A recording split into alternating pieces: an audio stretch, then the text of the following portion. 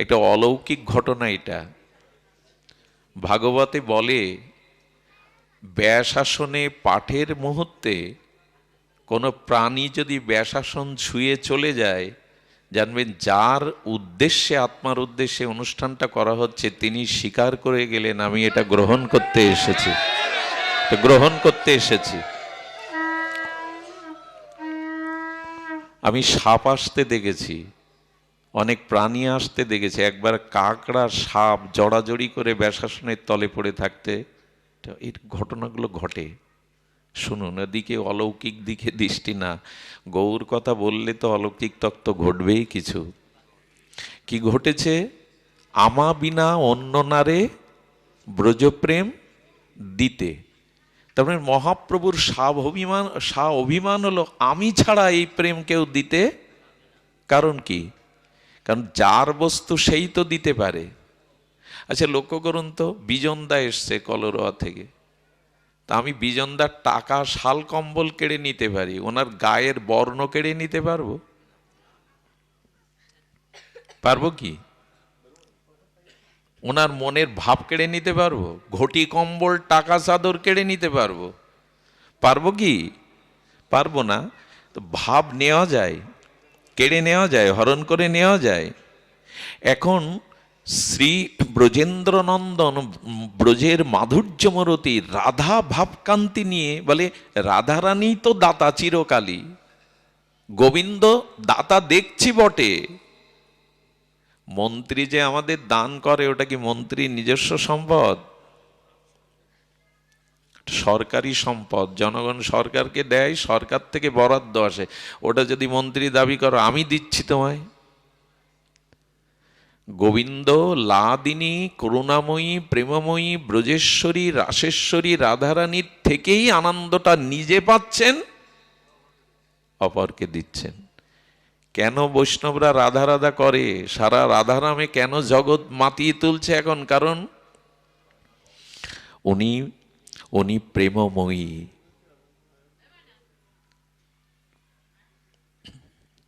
ময়নাকে ডাকছে, ময়না যাও তোমার কোলে যাও, জয় রাধে। কিছু কিছু শব্দ খুব আনন্দ দেয়। ময়না আমি কবে বলবো গৌর, গৌর এসো, নিতাই এসো, আমি কবে বলবো? রাধে মাঝে মাঝে কিছু আনন্দ। একবার হয়েছে কি, আমাদের কেশিঘাটে মুরারি মোহনে ভাগবত পাঠ করছেন বিদগ্ধ ভাগবত আচার্য পুণ্ডরিক গোস্বামী। তো হয়েছে কি, শ্রীকৃষ্ণের জন্ম বৃত্তান্তটা, মানে তার আবির্ভাবটা বললেন, কিছু ইট পড়লো চালে। এই যে ভয় হয় না আমাদের যারা শ্রোতা, উনি পরিস্থিতিটাকে সামাল দিয়ে বললেন, ভগবান আনন্দময় জগতে আসবেন আর বাজি ফুটবে না, শব্দ হবে না, তাই হয়, তাই দুটো বাজি ফুটে গেছে। কিভাবে পরিস্থিতি, ওরা শব্দবাচক তো, কথাবাচক তো। একবার পাঠে বারবার কারেন্ট অফ হয়ে যাচ্ছে, তাদের মাইক বন্ধ হয়ে যাচ্ছে, শ্রোতাদের শ্রুতিতে আনন্দে বিঘ্ন ঘটছে। কি করে বোঝায় বলুন তো? সকলের মন তখন কেমন একটা উদাস হয়ে যাচ্ছে। তো পাঠক আচার্য বললেন কি, আমরা তো কৃষ্ণ কথাই বলছি, কৃষ্ণের গায়ের রং কেমন? কালো। তো বিদ্যুৎ যখন চলে যাচ্ছে, ওনার ধ্যান করুন, ওনার ধ্যান করুন। কালো আসলেই মনে করলেন গোবিন্দ এসে গেছে। পরিস্থিতি নিয়ন্ত্রণের এদের কত শব্দবিন্যাস। শব্দই তো ব্রহ্ম, শব্দই তো আনন্দ। শুনুন, রাধারানীর এই ভাবকান্তি নিয়ে শ্রী গৌরাঙ্গ এসে বলছেন, আমি বিনা কারণ ভাব কেড়ে নেওয়া যায় না। ছাতি লাঠি ঘটি কম্বল কেড়ে নেওয়া যায়, ভাব বা বর্ণ কেড়ে নেওয়া যায় না। তো রাধারানীর সেই ভাবকান্তি নিয়ে মহাপ্রভু এলেন, আর সেই অনর্পিত চরি, যা ভূতপূর্বে কোনো কলিযুগে অর্পিত হয়েছিল, যা ভুলে গেছি, স্মরণে নাই, সেটি দেওয়ার জন্য আসছেন। একটা কথা বলে রাখি, হরিনাম দেওয়ার জন্য মহাপ্রভুর আশা লাগতো না। প্রত্যেক যুগে যুগধর্ম নাম ছিল। মহাপ্রভু না এলেও যুগাবতারের দ্বারা আমরা এই নাম পেতাম, কিন্তু মহাপ্রভু নিতাই চাঁদ না এলে যেটা পেতাম না, সেটা হলো এই রাধা প্রেম, রাধা দাস্য ব্রজ প্রেম। এটি পেতাম না। এই জন্য মহাপ্রভু দেয়া দেও, কাকে দিতে হবে, কে পাওয়ার যোগ্য, কে পাত্র, কে অপাত্র, এটি বিবেচনা না করে আপামর সবাইকে সেই নিগুড় ব্রজপ্রেম দান করলেন। এখানে একটা আক্ষেপ কি জানেন? এমন দাতা শিরোমণি অবতারে, এমন করুণার অবতারে আমি বাদ পড়ে গেলাম না তো এই প্রেম নিতে? আমি বাদ পড়লাম না তো? নিজের কাছে এই প্রশ্নটা করুন তো, যেটা ব্রহ্মাও পায়নি, দেবতা ঋষি মণিরাও পায়নি। ভগবান শঙ্করও যে প্রেম পাওয়ার জন্য বৃন্দাবনে বসে আছেন, তপ করছেন, সেই প্রেম অকাতরে পাত্র অপাত্র বিবেচনা না করে দিতে এলেন নিতাই চাঁদ। আমি নেওয়ার জন্য পাত্র হলাম তো? আমি পেলাম তো? এই প্রশ্নটা উনি করে গেছেন। আমি অত দূরে যাব না, একটা কথা বলি। যারা এই শীতকে, কষ্টকে, গৃহকর্মকে উপেক্ষা করে ভাগবতে আসেন, আমরা এখান থেকে নিয়ে যাই কি? আমি এখানেই প্রণাম করছি ওই লীলাকে, পরবর্তী গৌর কথা বলবো, কিন্তু এই প্রেম নেওয়ার পাত্র হলাম তো আমি? এই প্রেম যে চাই আমি, আমার চিত্ত শুদ্ধ করে এই প্রেম পাওয়ার জন্য, এই ওখানে বসাও, ওখানে বসাও। কার কাছে যাবে? ওকে কাছে বসাও না, বাচ্চাদের ভাগবতের সামনে এনো না। কেউ আবার সমালোচনা করতে পারেন, কেন এনো না? ওরা তো চঞ্চল, এই কত চঞ্চল হলে তো পাওয়া যায় না, ওদের চঞ্চলতাটাই আনন্দ। ধ্যান দিন। আমরা যে ভাগবতে এসেছি, এই নিকুঞ্জ প্রেমের উজ্জ্বল উন্নত রস, এইটি পাওয়ার পাত্র তো। আসুন আমরা পাত্র হই আগে। কেরাসিনের পাত্রে, ডিজেলের পাত্রে যজ্ঞের ঘি নেওয়া যাবে? যায় কি? দুটোই নষ্ট, ঘিও নষ্ট, যজ্ঞও নষ্ট, পাত্রও নষ্ট। আগে পাত্র হতে হবে। এই পাত্রটা আপনারা যারা এসেছেন কষ্ট করে, এই যারা কষ্টার্জিত অর্থ দিয়ে, সেবা দিয়ে ব্যয় করছে, এদের এই অনুষ্ঠান সার্থক হচ্ছে তো? আমরা কর্ম পরিত্যাগ করে, সংসার পরিত্যাগ করে, শীতার্থ উপেক্ষা করে এখানে মাটিতে বসেছি, আমরা কিছু পাচ্ছি তো? পেলাম তো? এই প্রশ্নের উত্তর আজ আমি আলোচনায় সামান্য একটু আনব। আচ্ছা, একটু ধ্যান দিন তো। আমরা চাকরিতে যাই, ব্যবসাতে যাই, খেতি অর্থাৎ খেতে আমরা চাষ করতে যাই, এই যাওয়ার উদ্দেশ্য কি? উপার্জন। এ যাওয়ার উদ্দেশ্য, সে ফসল ফলান, আর চাকরিতে যান, আর ব্যবসায় যান, উদ্দেশ্য কি? উপার্জন। উপার্জন না করলে সংসার যাত্রা নির্বাহ হবে না। দুমুঠো অন্ন না পেলে বাঁচব না। উপার্জন। আচ্ছা, এই উপার্জনটা নেওয়ার জন্য যাই। এখন যদি আপনার বিবেকের কাছে, বুদ্ধির কাছে, বিচারের কাছে প্রশ্ন করি, এই যে সৎসঙ্গে আছি, এখানে আসি কি নিতে আসি, কি করতে আসি?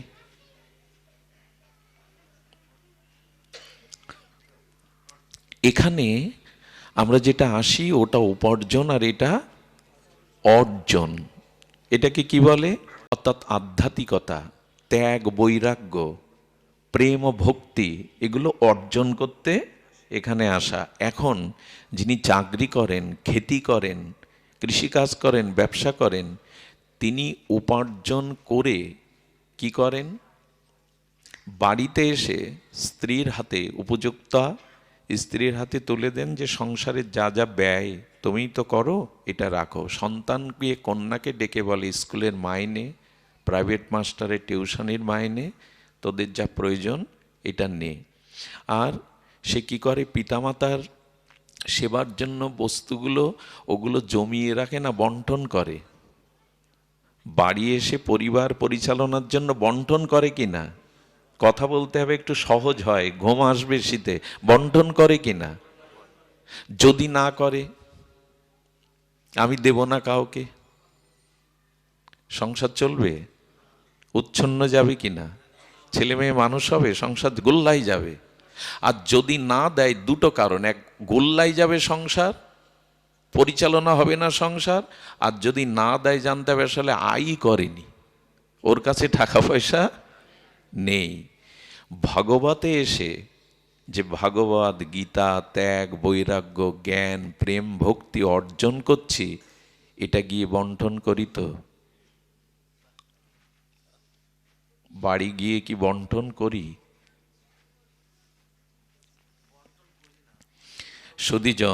সুধীজন, বন্টন শুনুন, তারপরে পরে যদি দুইজন কথা বলি, সেটা আলোচনা না, প্রশ্ন থাকলে পরে শুনছি। তো বন্টন যদি না করি, তাহলে কি হবে জানেন? যে পরিবারে শুধু আপনিই ধার্মিক, অন্য কাউকে সুপথে আনতে পারেননি, ধর্ম অনুভূতি জাগাতে পারেননি, সে পরিবারে আপনি বেশি দিন ভক্তিযোগে টিকে থাকতে, আর সেটা আপনার সফলতাও আসবে না, সেটা আপনার জীবনে সফলতা আসবে না। সুধীবৃন্দ, এই জন্য এখান থেকে আমরা যেটুকু অর্জন করি, সেটুকু বন্টন করতে হবে, বিলিয়ে দিতে হবে।